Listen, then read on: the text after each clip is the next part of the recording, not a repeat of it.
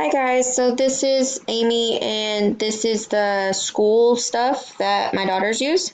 Penny is in fifth grade at the moment and Sophie is in third grade at the moment. So whenever you log in, this is your home and you can click on report card and grade report and it runs the report of the school year and you can run both. And so, well, I guess I have to choose one.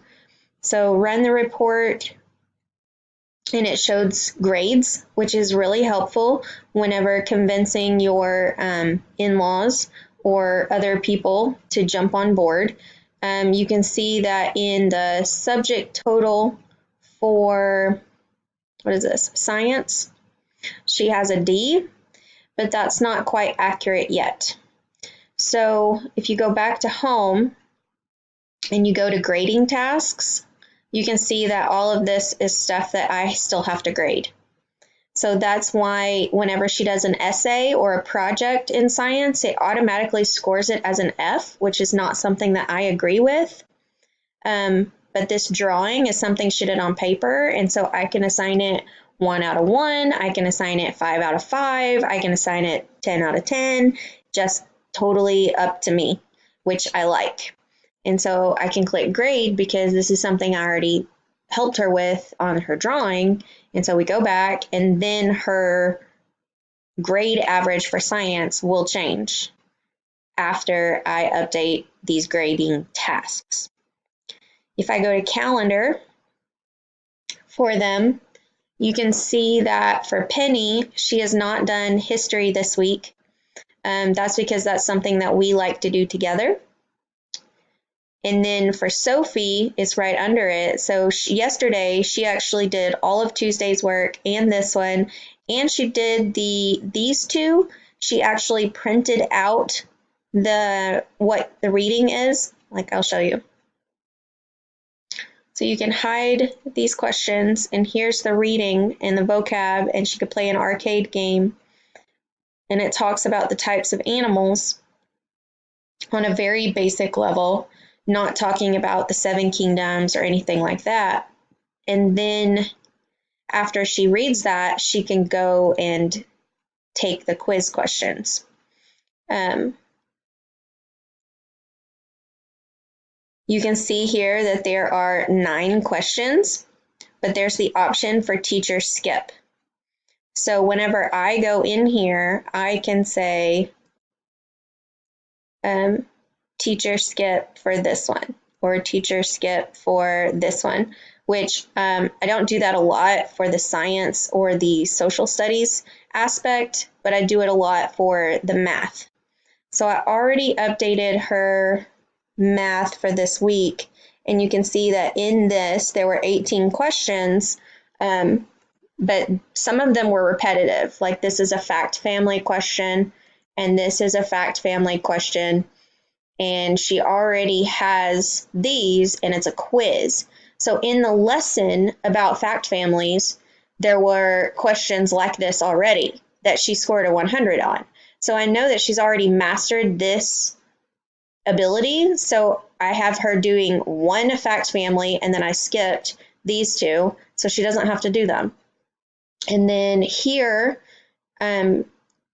greatest and least, and then borrowing and carrying and everything like that, she's already shown mastery of that too. So I skipped those because I know her, she's going to score a 100 on this too. And if she logs in and sees that there's 18 questions, on the tests, it'll show like sometimes 20 questions or 40 questions. If she sees 40 questions on a math test, she's going to freak out. Like, that's just the way my kid works. So I can skip the ones that she's already scored really well on for the quizzes or the lessons. Everything has questions on it. Everything. Like you can, I don't see. Okay, so this is an actual lesson for math. And it still has 14 questions. And so I skipped all of these and she only had to answer 4. And she answered them all right. If she would have gotten one wrong, then it would have been 25 points off on that grade and she would have scored a 75. but she didn't. She scored 100. And so I skipped all of those. Everything has questions. And so that validation of not just saying, yeah, she's got all A's, like it's here's a number, family members. So it helps with dealing with that. So every time we go talk to our family in Arkansas, we're showing them grades and stuff like that. And with these grades, we can still go to like Chuck E. Cheese or It's and get their free pizza deals for kids with progress reports and everything. So that's kind of cool too. What else do I need to show you? So you can teacher skip, you can grade it yourself. Here we have experiment with a mealworm, and then she has a report on the spider. She's going to do the spider, but on this experiment with a mealworm, we didn't actually get a mealworm and conduct this experiment. Instead, my girls are focusing on Legos and building. So every time there is an experiment, they orally tell me about the life cycle of a mealworm based on a video or something that they watch. Like here, experiment mealworm, like you can watch it and conduct this experiment and write your essay about what you watch.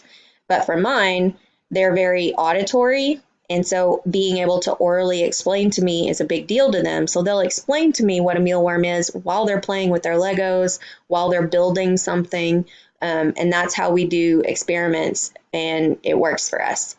So here she went ahead and wrote, what do they eat, and answered these questions, and she did a great job. It's not in complete sentences, but that's not something that we're focusing on this semester. So I could give her 5 out of 5 and grade submitted. And then that 1 goes away saying that I graded it. So that's how we have control over this kind of thing. If we go to assigned work for my youngest daughter, it breaks down, like here is all 10 topics that she needs to learn in 3rd grade math. And it is October, and it's basically 1 per month, as I understand it. And so here is October. We're almost halfway through with October. She's almost halfway through here. But you can see this one that's yellow, more checking addition problems. She didn't need to do 10 more problems because she already showed mastery with these 4. So I can unassign this. And special project, review game, alternate test, reference materials, I unassigned all of those as well.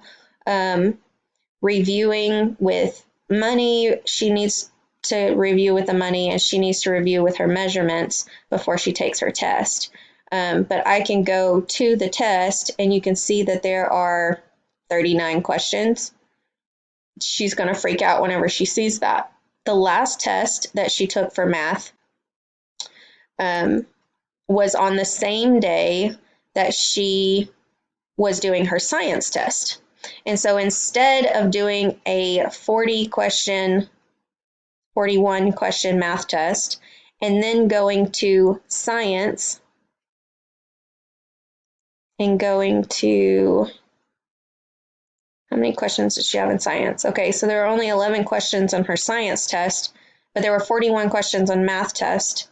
And for her testing anxiety, like that's just not good. So I took a poster and I looked at these problems for her science and wrote out half of the poster, the questions, and had her draw the plants and label the parts of the plant and tell me what is the gas cycle between plants and humans.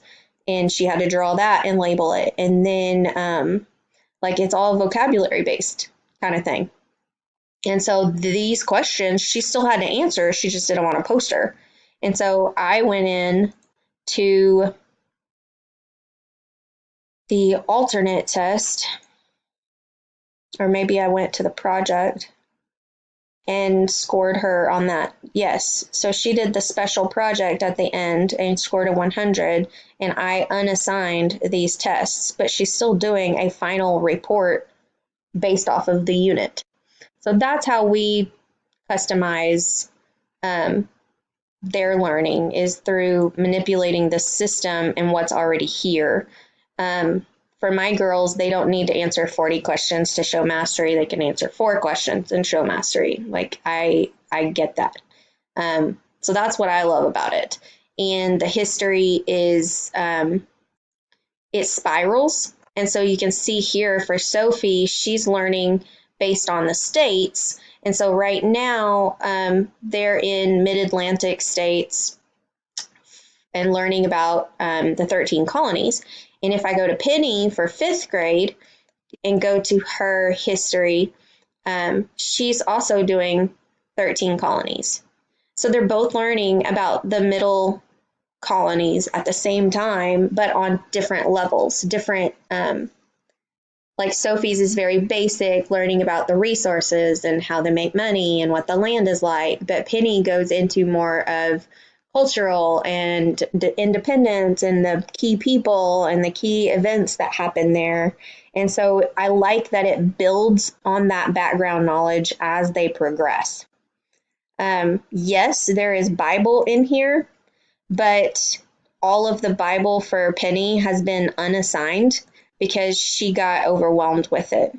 So it shows that all of this is still assigned to her. It has the option to unassign lesson.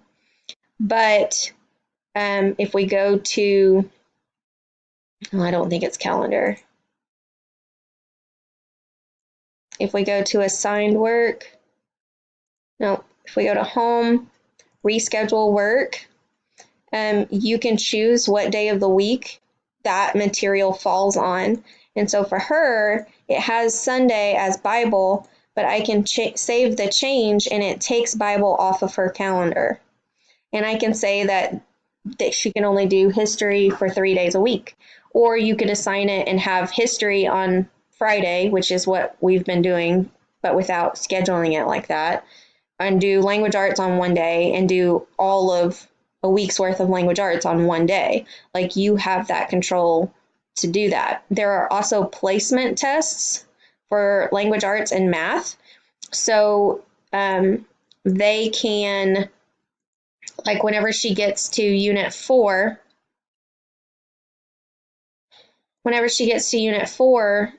for math and language arts, if I look at the topics and I say, oh, well, she already knows all about poetry, then I can unassign all of the poetry unit and assign her the language arts placement test for poetry. And if she scores above a 70, then she can skip that unit.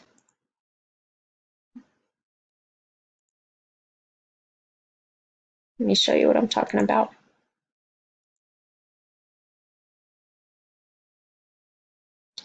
So here, there is a unit on poetry. And if she takes the placement test and scores above a 70 on that, then that's what she gets on that unit. And I can click on this and click unassign this entire unit. And she doesn't have to do it. So you have that control, which I really like. I don't want to waste my kid's time if she already knows it based on her public school experience or something she's already learned. Also, you can see that Monday we took the day off.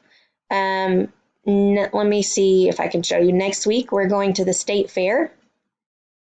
And so if I click on next week, I can click on the date and say it's a non-school day.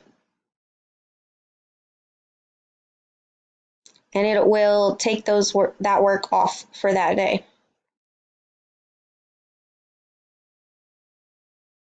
I'm sure this is loading and loading and loading because my computer is really slow. But there it goes. So it's a non-school day, and it tells me how many days are total in our school year and how many days are left, which is really nice. You can see that Bible for Penny is still assigned on Sunday, and I'm going to go unassign the whole thing by going to assigned work, Bible,